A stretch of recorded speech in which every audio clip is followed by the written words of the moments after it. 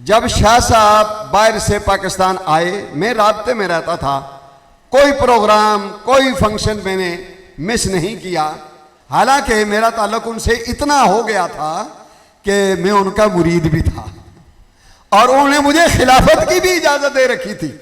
तो जब मैंने जमात छोड़ी तो फिर मैंने वो दोनों सिलसिले भी तर्क किए हैं, जमात को मैंने छोड़ दिया। तहरीर भेजी है, उसमें बाकायदा लफ्जों में शाह साहब को मुखातब करके ये लिखा हुआ है कि आप अकीदाए हक़ अहले सुन्नत से खुरूज उदूल कर चुके हैं।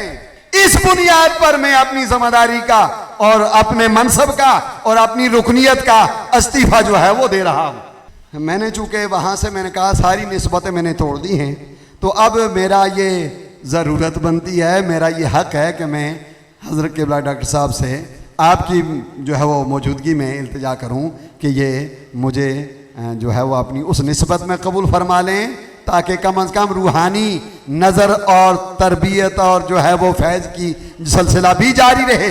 हम अज़्मते रसूल के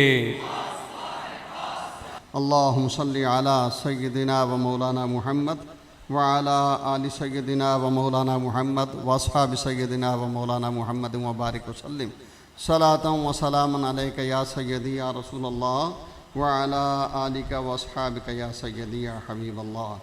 बाद हम्द व सलात क़ाइदे मिल्लत इस्लामिया, कंजुल उलमा व सुलहा, डॉक्टर मुफ्ती मोहम्मद अशरफ आसफ जलाली दामद बरकातुहुल आलिया की मौजूदगी में जमी उलमा व मशाइख, स्टेज पे तशरीफ़ फरमा जमी हस्तियाँ और सामने जमी मोहतरम हज़रात, मेरे आबा व अजदाद भी इल्म दीन पढ़ते पढ़ाते और दीन के निज़ाम को चलाते नाफज करते गए हैं। मुझे भी अपनी तालिबाना ज़िंदगी से अभी तक नज़रियाती अक़ीदे की जमातों के साथ काम करने का मौका मिलता रहा है। अंजुमन असातिज़ा आज़ाद कश्मीर का नाज़िम आला में अपनी मुद्दत में रहा हूँ। टीचर ऑर्गेनाइजेशन में मैंने काम किया है। जमात अहले सुन्नत जम्मू कश्मीर की चीफ़ ऑर्गेनाइज़र की ज़िम्मेदारियाँ भी रही और एक मरला ऐसा आया कि मुझे महसूस हुआ कि आज़ाद कश्मीर में जो जमात का निज़ाम है उसे मरकज़ी जमात अहले सुन्नत पाकिस्तान के साथ जोड़ दिया जाए। इस मकसद को इस हिसाब से लिया गया कि जमात मरकज़ी जमात अहले सुन्नत पाकिस्तान के नाज़िम आला सैयद मोहम्मद इरफान मशहदी इस मामला से पहले वो अक़ीदा अहले सुन्नत के मुबल्लिग थे, मुनाज़िर थे, मुआफ़िज़ थे और अपनी सदी के मुजद्दद शाह अहमद नूरानी रहमतुल्लाह अलैह उनको इस जिम्मेदारी पे खुद बिठा के गए थे। इस एतबार से पूरे पाकिस्तान में एक अच्छा हवाला था। तो मैं चूंकि अकीदे की बात दो टोक हर जगह पे खुल के करने का शुरू से ही आदी रहा, तो इनका भी ये अंदाज मुझे मुनासिब लगा। तो मैंने खुद आकर के इनसे मुलाकात करके ये गुजारिश की कि आपकी जमात की शाख आज़ाद कश्मीर में कायम करना चाहते हैं। उन्होंने उस वक्त मुझे कन्वीनियर के तौर पे कहा, काम करें, जब आप 10 आदमी इकट्ठे कर लेंगे मुझे मुजफ्फराबाद आने की कॉल करेंगे, मैं आ जाऊंगा। तो मैंने सिर्फ 2 माह के अंदर 300 मेंबरान जमात के बाकायदे उनकी रुकनीत शिप की। शाह साहब को मैंने गुजारिश की तो वो चले गए। और यह तारीखी हवाला दे करके बात को ज़रा समेटना चाह रहा हूँ कि 2 दिसंबर 2012 में कन्वेंशन मुजफ्फराबाद में हुआ, जिसमें मरकज़ जमात अहले सुन्नत आज़ाद कश्मीर की बॉडी मुंतखब हुई और नाज़िम की ज़िम्मेदारियाँ मुझे दी गईं। और उस हवाले से काम जो असबाब में मुमकिन था वो होता रहा, लेकिन वो वक्त भी, बुरा वक्त भी आ गया। 30 जून 2020 को जब शाह साहब बाहर से पाकिस्तान आए, मैं राब्ते में रहता था, कोई प्रोग्राम, कोई फंक्शन मैंने मिस नहीं किया, और शायद कई बातें थी जिस वजह से शाह साहब मुझ पे एतमाद भी बड़ा करते थे। मुझे ये फिजा जो है इसके बारे में हदशा था कि डॉक्टर साहब ने एक एतराज करने वाली के सवाल का जवाब दिया, और हजरत आला सैयदना मेरे शाह साहब रहमतुल्लाह अलैह की किताब का हवाला दे करके, दीगर किताबों के हवाले दे करके आपने वजाहत की थी। उस पे उन्हें गैर शरी अंदाज में जो फिजा खड़ी की है, ये बड़ा गलत कर रहे हैं, इसका नुकसान बड़ा होगा।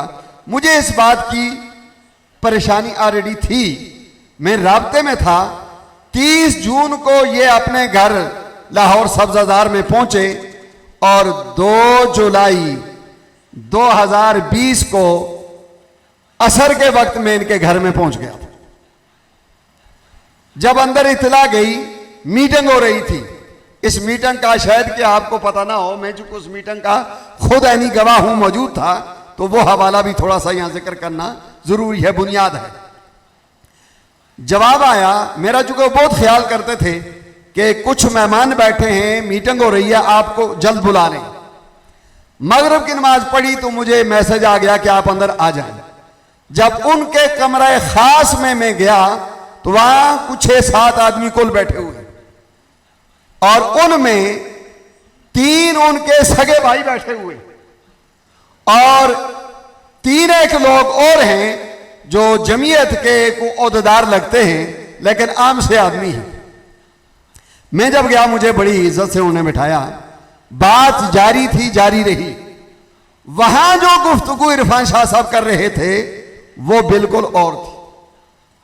उसमें कम से कम पाकिस्तान के 7 बंदों के नाम लेकर के उन्होंने कहा, इसका अकीदा भी ठीक नहीं, इसका भी ठीक नहीं, इसका भी ठीक नहीं। यह बात चल रही थी, और साथ में यह कह रहे थे कि डॉक्टर साहब से बात करने के लिए कोई सैयद होना चाहिए, अगर सैयद ना हो तो फिर साढ़े वेड़े बंदा ही कोई नहीं। यह बात भी कर रहे थे, साथ में भी कर रहे हैं। इसका मकसद नहीं है कि मैं बात करूं, लेकिन कोई सैयद बात करे ना। इस तरह से तैयारी या मुशावरत हो रही थी, और उन शार्ट कर रहा हूं, उन सब के नाम नहीं ले रहा, उनमें जो उस वक्त उस गुरोह का जो मरकजी बना हुआ था, मुनव्वर शाह जमाती, वो आ गया अपना काफिला लेकर। अब वो जो उनका खास कमरा है उसमें हम बैठे हुए हैं, उसी का सामने वाला दरवाजा है, आगे जो बड़ा लान है जिसमें कुर्सियां ज्यादा लगी हैं, ज्यादा बंदे बैठने की गुंजाइश है, अंदर तो हम 7-8 बंदे टोटल बैठे हुए थे। तो वो सारे उठे, मैं भी शक्ल से जानता था कि ये मुनव्वर शाह जमाती आ गया, बाकी मेरी उनसे कोई मुलाकात, कोई पहचान, कोई तारुफ नहीं था, लेकिन मैं शक्ल से जानता था कि ये बंदा वही है। उनके बारे में भी कह चुके थे कि अकीदा तो इसका भी ठीक नहीं है, पहले उनकी गुफ्तगू यूं चल रही थी। जब वो लोग आगे, ये सारे उठे, इन्होंने आगे बढ़ के उनसे हाथ मिलाया। मैं जहां बैठा था वहीं बैठा रहा, उस इत्मीनान से, उसी वकार से। मैं नहीं उठा और मैंने उनके साथ शेक हैंड नहीं किया, हाथ नहीं मिलाया। अब वो बैठ गए। वहां जब बात हुई तो शाह साहब की ट्यून बदल गई। जो ही लहजा बदला, जुमले बदले, आदाब बदले। वल्लाह ये अल्लाह का करम है, असातिज़ा का और वालिदैन की दुआओं का असर है। मैं समझ गया, मैं अल्फन बयान कर रहा हूं आज। मैंने कहा शाह साहब गए, ग्रुप आ गया, उसका लीडर को जब ये इन्होंने इतनी हवा दी है और वो उन्हें ऐसी हवा दे रहा है, अब तो शाह साहब गए। बहरहाल वो खासी देर तक रहे। उसके बाद वो जब उठे, फिर हम लोग बैठ गए। कुछ देर बाद फिर इनके जो है वो भाई और बाकी लोग जो हैं उन्होंने भी इजाजत ली। रात के 12 बज रहे हैं, ये चले गए। उसके बाद हम 2 ही रह गए। फिर जो बातें मैं कहने के लिए, जमात की एक जिम्मेदारी है, अकीदे की खिदमत करनी है, तो मैंने तो सारी जिंदगी, अल्लाह का फजल है कि अकीदे के लिए ही बात की है, काम किया है, उसके अलावा तो कोई जरूरत ही नहीं। मैंने जो बातें शाह साहब से कहनी थी वो मैंने कही। होना तो ये चाहिए था, ये बरेली स्टेट बनती, ये हनफी स्टेट बनती और बन जाती के सारे थे यही, मगर नहीं बनी। अब हदशा लग रहा है कि ये शिया स्टेट बनने जा रही है। शाह साहब, मैं इसलिए हाजिर हुआ हूं, ये जो फिजा बनी हुई है इसको आप समझें और इसको डील ठीक निस्बत में करें। मेरा मुराद कुछ बिल्कुल और थी जो हकीकत की तरफ थी। उन्हें बातें मेरी सारी सुनी, कुछ बातों पे मुस्कुराए भी, कुछ बातों पे सर भी हिलाया, किसी एक बात को भी उन्होंने रद्द नहीं किया। मैंने कहा आपको डॉक्टर साहब क्या कर रहे, बिलमुशाफा बात हो जाती है, कोई बात बन जाए, आप हकीकत पे जो है वो उसके लिए जो है वो काम करें। कि मैं अंदर से तो मुझे खतरा लग गया था, मैं महसूस कर रहा था कि मुनव्वर जमाती ने काम कर दिया है और ये उधर हो गए हैं।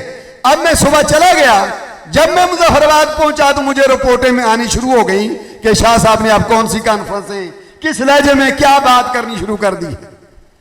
तो मुझे इस पे इत्मीनान हुआ कि मैंने जो जिम्मेदारी बनती थी, जो हक बनता था, वो आवाज जाके लगाई है, वो मैंने उनको दी है। अब अगर उन्होंने गलत किया है तो उसका रद्द अमल भी वही आएगा।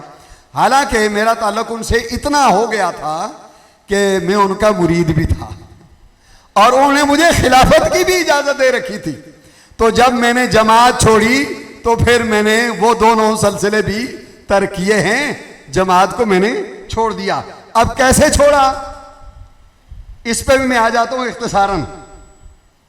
जब ये सारी फिजा मैंने देखी और मेरी इस मामले में मदद में, मुशावरत में, रहनुमाई में मुफ्ती आज़ाद कश्मीर अल्लामा मुफ्ती मोहम्मद इमरान रजा शिराजी, ये उम्र में छोटे हैं, बाकी कामों में ये मेरे कायद हैं, बड़े हैं आज़ाद कश्मीर में, मुजफ्फराबाद में। हम हर मामले में इकट्ठे मुशावरत से चलते हैं, इकट्ठे काम करते हैं।